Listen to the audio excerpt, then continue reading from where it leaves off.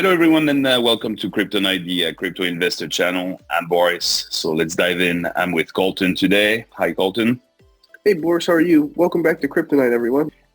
Today, we're going to discuss the market a little bit. Obviously, this weekend, quite a bit of action, and we went all the way down to about 17,300, something like that. Then it bounced back up to 20K. Now we're above 21. Yes, sir. So what does that mean for the rest of the market? So currently, we're at 21, right above 21,000. We went a little higher if we look at earlier today, 21.3.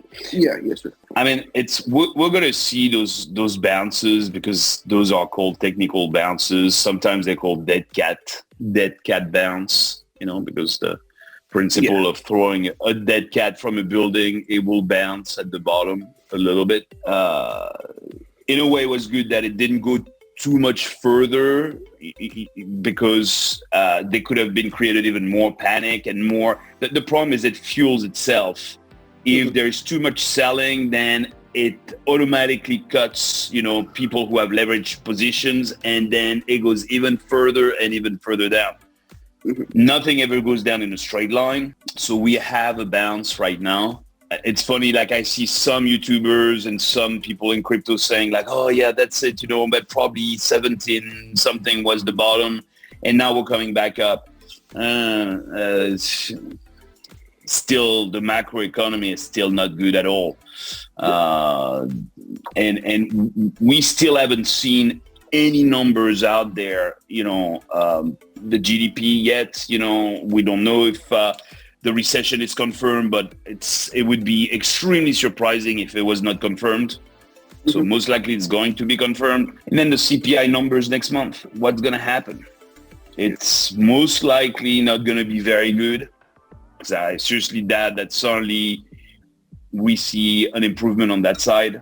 So most likely it won't be good. So over this summer, we can expect more volatility, which means that we will probably see numbers go down in the 14, 15 range.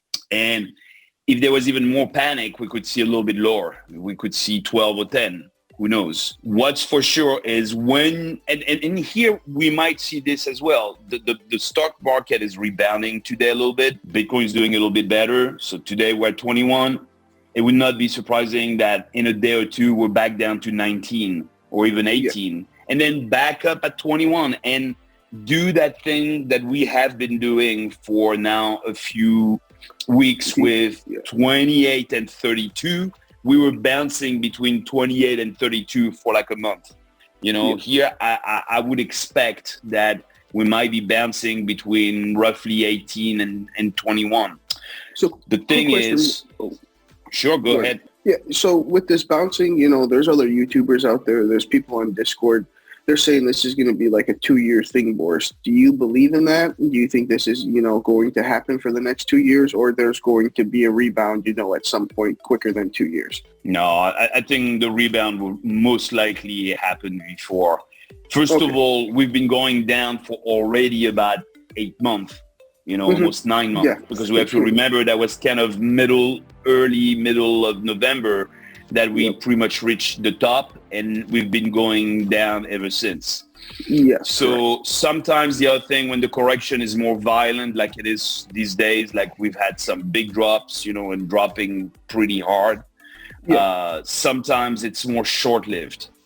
Gotcha. Okay. And third, the economy is in a recession, but there are some indicators that are not too bad.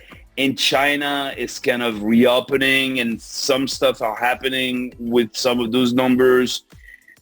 So nothing is ever for sure, but it could be improving. And I'm looking at probably more like towards the end of, we're going to capitulate maybe in a month, maybe a month or two. And then be sideways for a little while, a few months, and then probably by the end of the year or early next year, we start going back up. And then it'll rise, and it won't be a V-shaped recovery, but it'll come back up. Gotcha. And my second question is you said, you expect us to fall, into that $15,000 range. Do you think, the people who don't own a full Bitcoin, do you think that's when we should jump in, and purchase a full Bitcoin? Or do you think we should wait because you think it's going to drop even more? And of course, you always talk about DCAing. Do you think that's the best way to move forward with this? Yeah, I mean, we don't know how long it's going to be and where we're going exactly. No one knows for sure. I would say as soon as, if we do a range of bouncing between 18 and 21, even myself, what I'm going to start doing is whenever it's one of those 18,000 day, the price drops to 18K on a certain day, I would DCA. I would DCA only on those days. I would never buy at 21 like today on a rebound day. What would you want to buy on a rebound day? Because most likely in a day or two, we're going to see, 19 or 18 again. So don't buy on the rebound, buy on the low days. Yeah. And you can start DCAing because you're like, okay, I don't know for sure that we're going to 15. It's mainly an assumption. It's a strong assumption, but it's still not for sure. So I'm going to start buying at 18, those 18 whatever days, maybe 18.5, 18.3, whatever. If it is below 18, that's even better. And then and slowly DCA. I'm going to get back in now, especially around the 18K, because I think it's a good entry point. And especially if you look long term, we might one day reach, a few $100,000 of Bitcoin. So buying it at 18, this is really a nice return. I'm also going to DCA a few of my top altcoins. Oh, wow. Okay. And pretty much, start doing that slowly and accelerate if I see that it drops to 15 or 14. The other thing is we might be at 14 or 15 for short term. That might not be very, very long. That might only last a few days or a week or two. So I would probably accelerate a little bit the DCAing if I get to that 14, 15, which was my target to begin with. And then if by any luck, if it drops to 10, then I would definitely accelerate. 10 would be really crazy if we reach 10. Yeah. That'd be really amazing. Okay. But it'd be a great opportunity. I mean, all those days are opportunity days to me. They are the days where you buy on the cheap. So those are great. Well, I'm not looking at those as being bad. Yeah, and even if you bought it, at 18, if we even get back to our all-time high, that's a huge, huge return on investment, at the end of the day, even if it doesn't hit 100,000. But my last question for you today, Boris, and it's not really a question for me, a couple Kryptonite subscribers wanted to know, have you shrunken your portfolio at all and put more money into Xcoin, or have you just kept your portfolio the same since, all this has happened? They kind of want to know what your portfolio looks like now and the percentages that you're doing, Boris. Well, I did reduce a few positions when we were at 32. And I was like almost certain that we were going down to at least 20. I was certain we would go down to 20. Below 20, it's. I mean, the lower, the less likely. But I was almost certain. So what I did is I took some Aave. It's mainly Aave that I decided to lower. But I lowered for one reason, is to have more cash on the sideline and to be able to pretty much, have more money and be able to buy more Aave later on. So I sold a bunch of Aaves at 120, at 120, and it dropped all the way to 50 roughly, or 48 this weekend. Now it's back up.